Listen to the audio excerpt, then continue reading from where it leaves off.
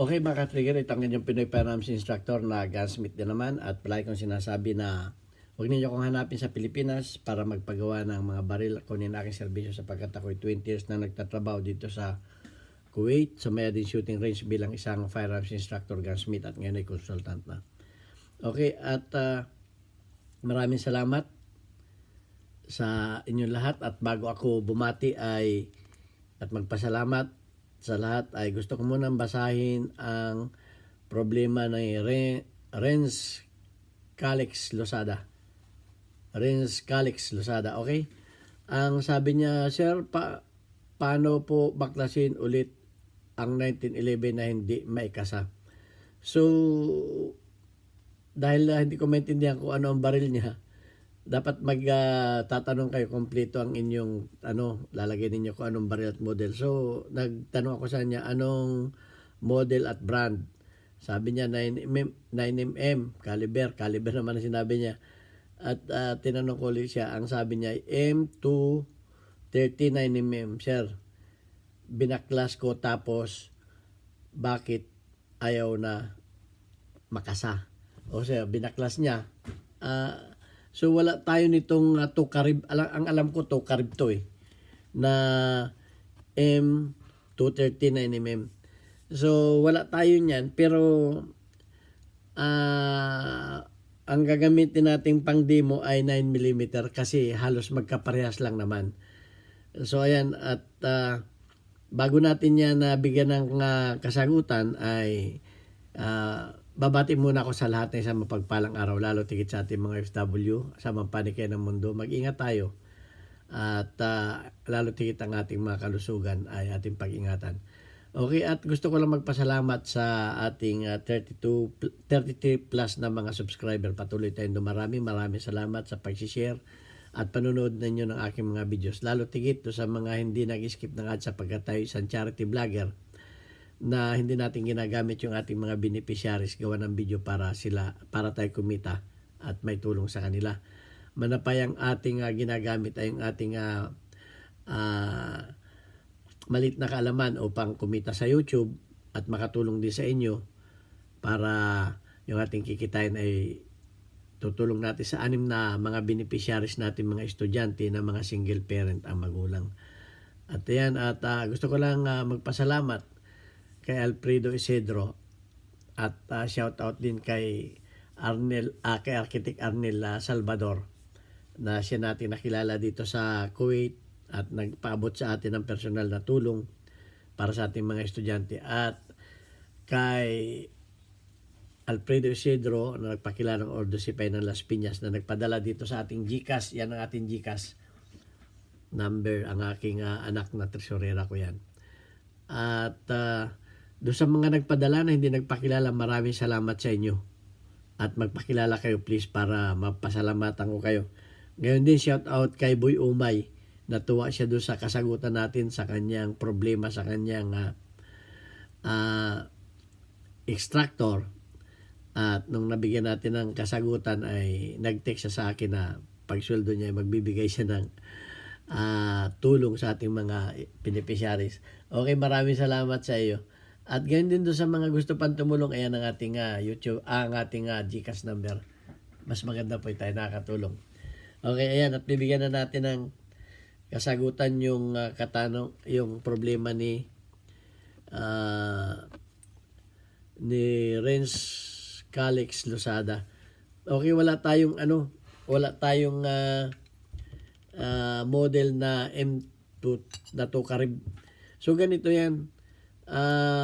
Yung iyong slide stop para mabaklas mo ay meron dito yung sliding lock.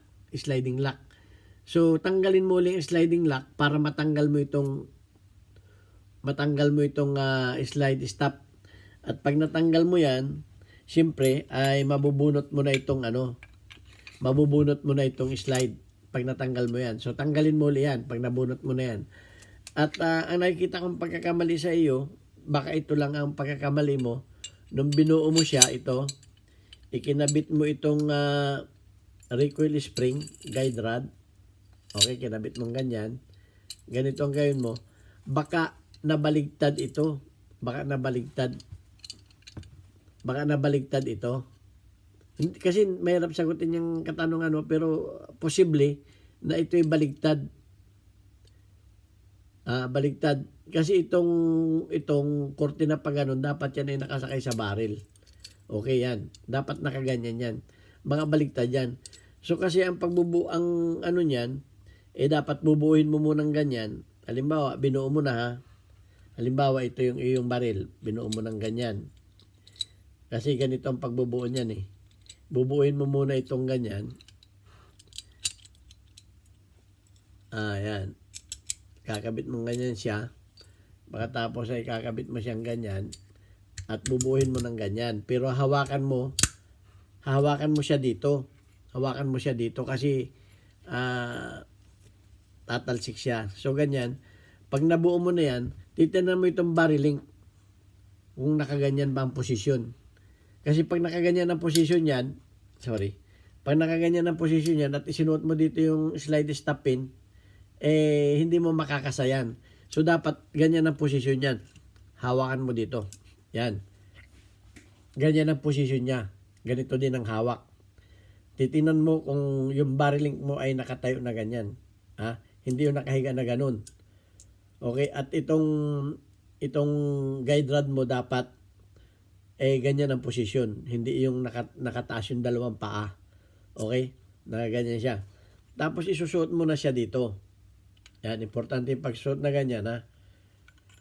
Ganyan ang pag-ano. Kasi halos pareho lang naman yan ng procedure ha. Yan.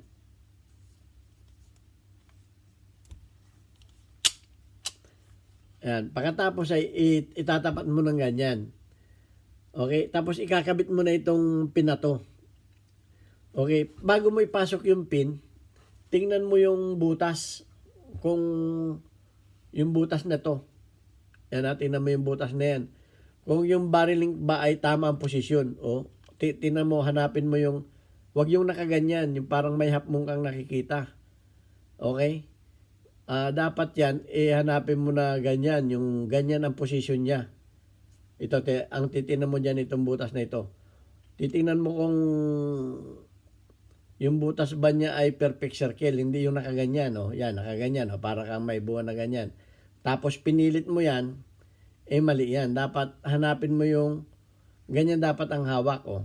Ganyan ang hawak, nandito yung anilaki mo, tsaka nakaganyan. Para makukontrol mo na ganyan yan. Di ba? So, ganyan ang dapat na posisyon yan.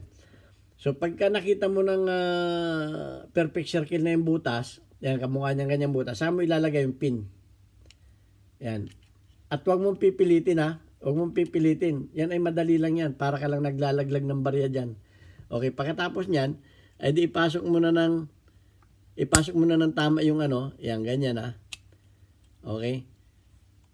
Yan, ganyan ha. At bago mo ilagay yung pin, yung slide lock dito, may slide lock dito yan tingnan mo kung naikakasang ganun.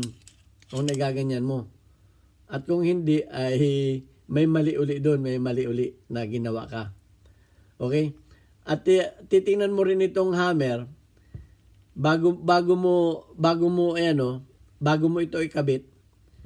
Bago mo ito kabit, ay titingnan mo din yung hammer kung tingnan mo rin kung naikakak mo yung hammer. Pag hindi mo naikakak yung hammer, may mali ka dito sa main spring.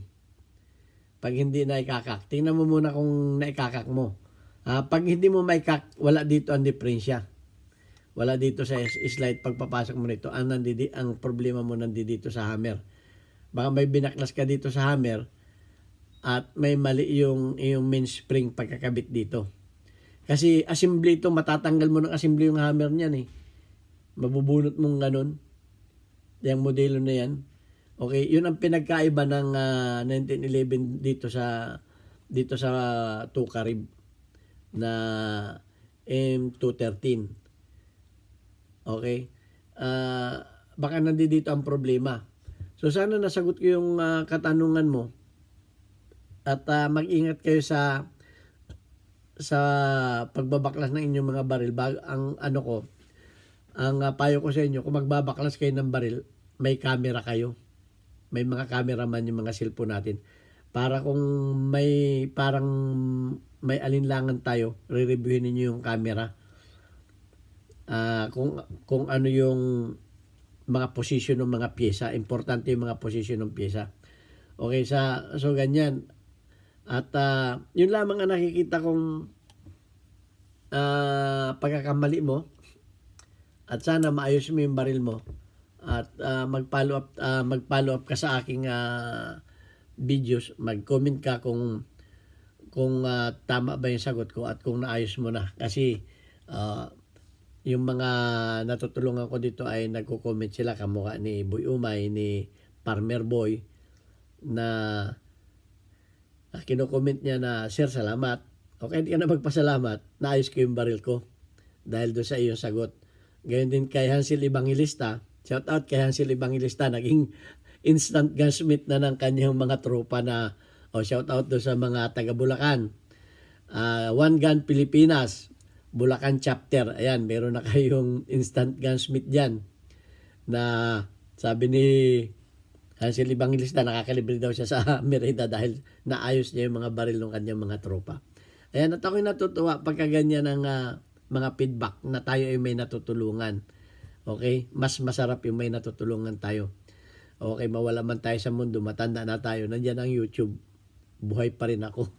Ayan, yan na natin kasi yan ang aking adikain sa buhay. Na huwag tayong maging madamot sa ating kaalaman.